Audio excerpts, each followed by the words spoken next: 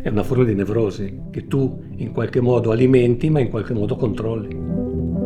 In questo momento tragico Non possono considerare l'importanza dell'arte. Su di un grembiule, ve lo mettete qui e avete l'arte. Perché in fondo l'arte non si sa mai bene cosa sia, ma l'arte è una delle cose più emozionanti del mondo. Questo Dio lo sa e lo so anch'io.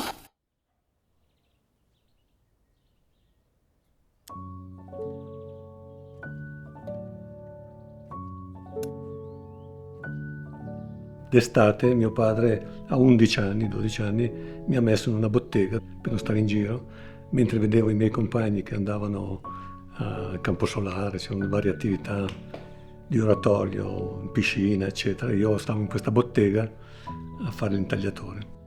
Allora maledivo questa cosa perché mi sottraeva all'amicizia, ai compagni di scuola. Pensate a un ragazzino dopo la quinta elementare. Poi in realtà con gli anni ho pensato che è stato veramente miracoloso perché ho assimilato la parte migliore, diciamo, dell'artigianato, della passione, del lavoro, del legno. Io ho cominciato proprio lavorando il legno, allora facendo un lavoro anche molto semplice, molto umile, legato molto al mobile in stile, al mobile intagliato. Diciamo che tutto parte un po' dai mobili scultura pensati negli anni 70, li stravolgevo completamente e li rendevo scultura.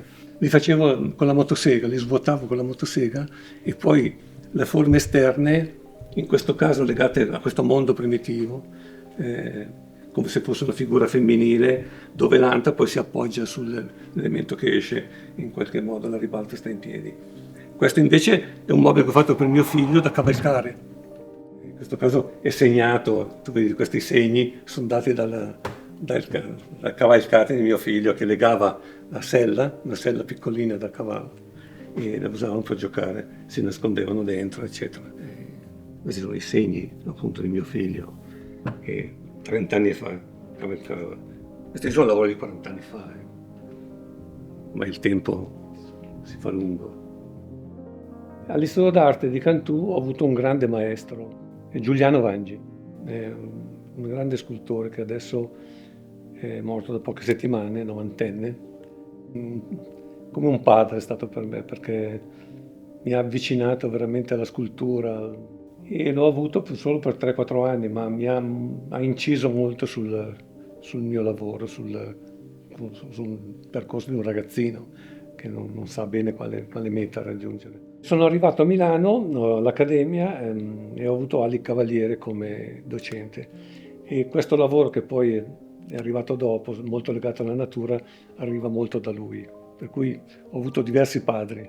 Diciamo che queste forme poi adagio adagio diventano sempre meno legate alla casa, diventano legati al teatro e questi sono dei mobili per dei videoclip e per il teatro, cioè ci si poteva sedere da dentro. Questa diciamo è la femmina, mentre quello che vedete là in verticale è il maschio. C'è lo sciamano e la sciamana. E questo in realtà poi è stato utilizzato per 30 anni come tavolo da pranzo. In realtà è il mio tavolo dove io mangio.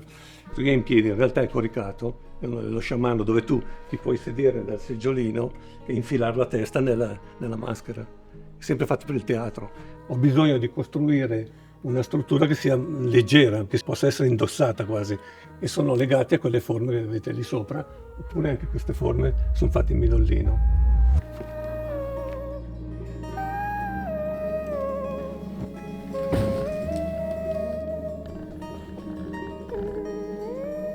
Gli oggetti passano dalla casa al teatro e dal teatro poi vengono sempre più alleggeriti, diventano non più dei mobili, ma quasi delle armature, delle scenografie da indossare. Man mano questi mobili perdono sempre più consistenza e diventano sempre più legati alla natura. Ricordano sempre il mobile con il paesaggio, qui c'è una sovrapposizione di tante cose. C'è sempre il paesaggio all'interno, queste specie di ante, tutto come se venisse tutto schiacciato, quasi a renderlo bidimensionale. E sono questi rami recuperati dal bosco che mimano sempre un po' il mobile. Mentre prima pensavo che l'aspetto manuale fosse determinante, invece diventando un po' più anziano, penso che non è tutto parte dalla tua testa, dalla cultura. E per questo che io quando parlo con i miei allievi, non so, parlavo nelle superiori, dicevo, ma io voglio fare l'accademia, voglio fare l'artista. Io paradossalmente dicevo, ma guarda, fai l'esame del sangue, se risulta che tu devi fare l'artista, vai a fare l'artista. Paradosso, no? Queste nascono un po' dall'idea delle elitre, sono quelle dove nascondono le ali e gli insetti. Il paesaggio, con questi semini che cadono a terra, sempre meno mobile, sempre più natura. Come se fosse un oggetto che arriva dalla casa, buttato nella natura, dove la natura, gli insetti, gli animali l'hanno risistemato. Il paesaggio si è quasi incastrato insieme all'oggetto. Diciamo che la forma del bosso, la pianta in sé, suggerisce spesso anche il tipo di forma, il tipo di soluzione. Per arrivare a queste sezioni il bosso ha bisogno di centinaia d'anni. Ho continuato il lavoro dove diventa sempre quasi esclusivamente legato alla natura. Mi piace anche questa idea di recuperare materiali, forme e ridargli nuova vita, ridargli nuovi valori. Molti amici mi portano, non so, il ramo in particolare, oppure non è un amore verso l'elemento naturale, ma per me l'elemento naturale è un elemento di partenza per essere riproposto. In qualche modo potrebbe diventare, ogni piccolo riferimento potrebbe diventare motivo per un lavoro. Casualmente, ogni volta che andavo a fare qualche giro, tornavo sempre con qualcosa. In montagna ci sono questi fiori enormi, altissimi, secchi, e tornavo con questi fiori e ogni tanto li recuperavo. Diciamo che quelli più appiattiti, quelli che in qualche modo avevano meno rilievo, meno protuberanze, li usavo per fare queste cose. Sì, ogni volta che andavo al mare portavo a casa le agave, i legni trovati sulla spiaggia. È una forma un po' maniacale, ti faccio vedere delle scatole piene di semi che sono lì da 30 anni. Sono ciliegie, sono noccioli delle ciliegie, sono noccioli delle pesche. Io utilizzavo, adesso lo utilizzo un po' meno. Tu non puoi andare in un negozio e comprare 2 kg di noccioli di ciliegie, devi averli, devi mangiarli. No, ma adesso c'è un sacco di gente che praticamente me le porta. Poi adesso mi arrivano dall'Oriente, mi arrivano semi, mi è arrivate delle noci, sono grosse come delle mele. Guarda che belli. Questi sono dichiaratamente proprio legati molto alla natura. Adesso il medio molto di più attraverso un'interpretazione. Ma nel mio caso faccio l'impiegato. È un po' una forma di nevrosi, c'è questa ossessione. Tu pensi di essere ispirato a dover fare per forza quelle cose. Per cui per me mi obbligavo a stare 8-10 ore. Io magari sto qui seduto, non faccio nulla, ma devo stare qui. C'è una nevrosi, capito? Una forma ossessiva. Ma non so, ti dico, quando è il periodo dei semi così, camminavo per strada e non guardavo la gente, guardavo per terra, trovavo il nocciolino, la cosa, e mi guardavo intorno, se non c'era nessuno tornavo indietro e lo raccoglievo, ma in un modo, ne ho lì migliaia, mai utilizzati. Questa scultura è stata realizzata con dei fogli di alluminio sopra un albero vero, battuto. Praticamente il materiale si accartoccia sopra l'albero e viene questa specie di modanatura, che in realtà l'albero non è fatto così, ma è una modanatura inventata. Il lavoro è l'albero di Goethe, perché avevo letto che Goethe amava leggere e scrivere in questo bosco vicino alla sua città, dove qualche anno dopo i nazisti praticamente hanno raso al suolo tutto il bosco e hanno lasciato questo albero, perché era famoso già Goethe, già nel secolo scorso. Questo albero è stato testimone praticamente di un campo di concentramento di Buchenwald, dove sono morte 50.000 persone.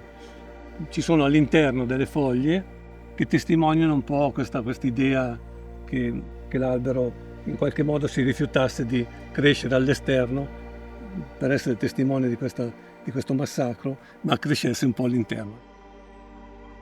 Come se tu unissi una forma naturale con con la filosofia, con la tua mente, con la tua sensibilità. Cioè non deve essere un fatto di manovalanza, ma un fatto poetico, perché un artigiano può riprodurre, può fare un lavoro anche tecnologicamente perfetto, ma l'aspetto poetico deve subentrare, è un elemento in più che va a definire non solo una capacità, un'abilità nel fare, ma una cultura del fare. Non so se la differenza è leggerissima la differenza, ma secondo me è sostanziale. C'è tutta questa parte qui delle bolle. Questa per esempio sono del 2020, 2 mesi di chiusura in studio, non sono uscito, sono rimasto più chiuso in casa, e quest'idea della mancanza d'aria. Per cui il mio lavoro praticamente in quei 2 o 3 mesi si è focalizzato su quest'idea. Lavoravo il legno, diciamo che sono tentativi quello di svuotarlo come se fossero dei pertugi, come se fossero dei tubi dove passa l'aria, e improvvisamente poi ha queste bolle di questa idea di soffocamento. Nel mio caso mi contraddico anche, ma è un valore assoluto, cioè per me è l'unico valore, cioè per me l'arte è l'unica cosa che dà senso alla vita. Cioè se io dovessi lavorare in banca e contare i soldi degli altri per 40 anni potrei suicidarmi. E avevo letto che antiche popolazioni sudamericane usavano la cenere per proteggere, per mantenere soprattutto i semi, le semenze, e non essere aggrediti dagli insetti. E mi piaceva. Perché è nata questa cosa? Perché da un episodio anche drammatico in qualche modo. Nella stessa settimana ho avuto 2 amici, una è la mamma di una mia carissima amica, che hanno avuto un incidente e sono morti. E nella stessa settimana ho assistito a due cerimonie in cui venivano bruciati, e è la prima volta che mi capitava. E nella stessa settimana mi sono trovato in un bosco con questo cono di cenere di Lapilli, dove gli contadini avevano recuperato la legna, il legno, quelle sezioni più grandi, e avevano lasciato le sterpaglie e le avevano bruciate. E allora nei giorni successivi sono tornato avevo una Jeep, sono tornato a recuperare bidoni di cenere, e al centro, nella parte più alta di questo cono, c'era la cenere, la parte più chiara che tu vedi. Questi fiori li avevo inseriti in queste strutture quasi a protezione, no? Come volerli ripercorrere un po' questa idea di queste popolazioni che proteggevano questa natura.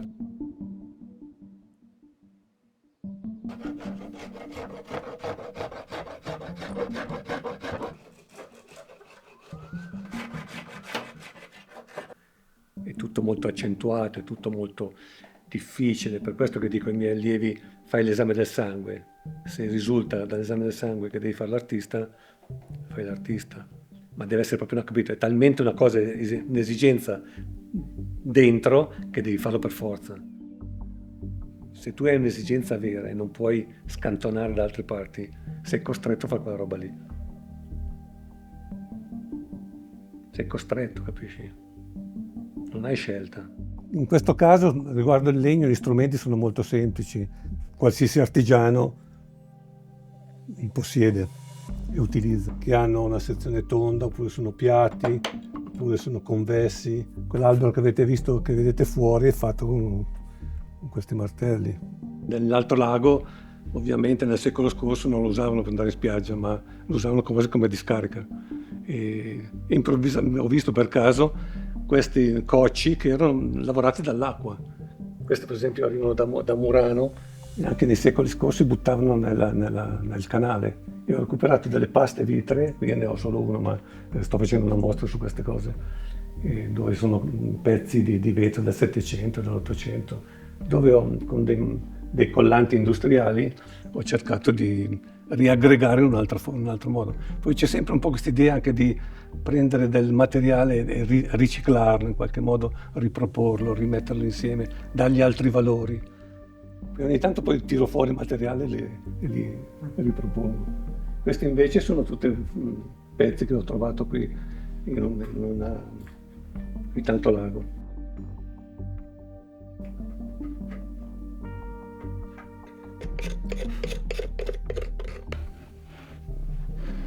in un modo anche un po' folle, cioè, capito? È una forma di nevrosi che tu in qualche modo alimenti, ma in qualche modo controlli. Delle pezzi di alluminio battuti, per cui ho ricavato la concavità del materiale e poi con dei bulini ho inciso delle frasi. Prendono sempre spunto dai miei block notes, qui sono letture, frammenti, frasi. Molto spesso queste letture non sono legate all'arte. Diciamo che altri mondi mi suggeriscono molte più cose, cioè riesco a collegarle molto di più al mio lavoro. Questa invece è una frase di Italo Calvino, qui dice che è tratto da un suo libro: visse sugli alberi, amò sempre la terra, salì in cielo.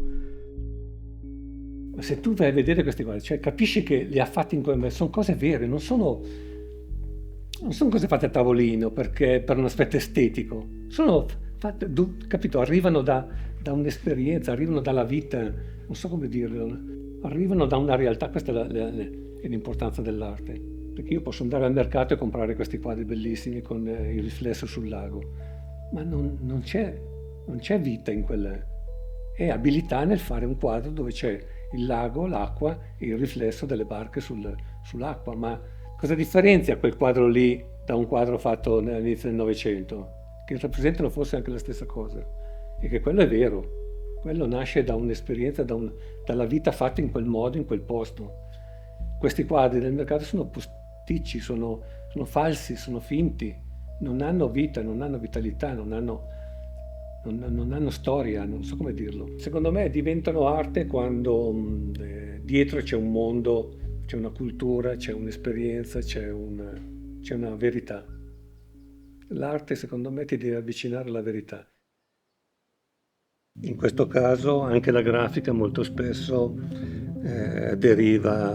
l'idea arriva poi dalla suggestione di alcune frasi, da alcune letture. In questo caso abbiamo una frase di Van Gogh che dice: la vita probabilmente è rotonda.